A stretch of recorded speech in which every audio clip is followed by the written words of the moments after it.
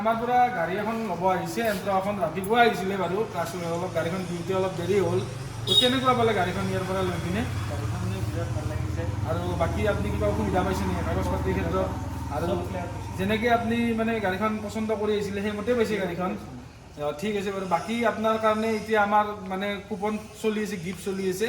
তো আপুনি কুপন এটা তাৰ পৰা চিলেক্ট কৰি লওক, চাই লওক কি আছে, আপুনি আপোনাৰ মানে বস্তুটো দিয়া যাব সেইটো।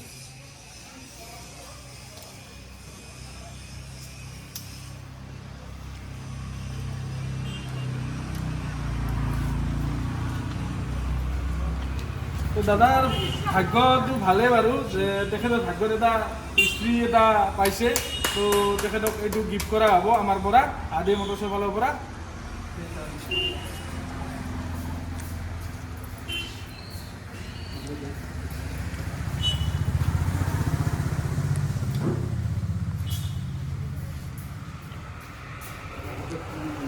দাদাই আমাৰ পৰা এইটো উপহাৰ হিচাপে পালে আদি মটৰ্ছৰ ফালৰ পৰা। আৰু কিদৰে আপুনি গাড়ীখন চলাওক, আপোনালৈ শুভেচ্ছা থাকিল আমাৰ ফালৰ পৰা। সকলোৱে আহক। ঠিক আছে।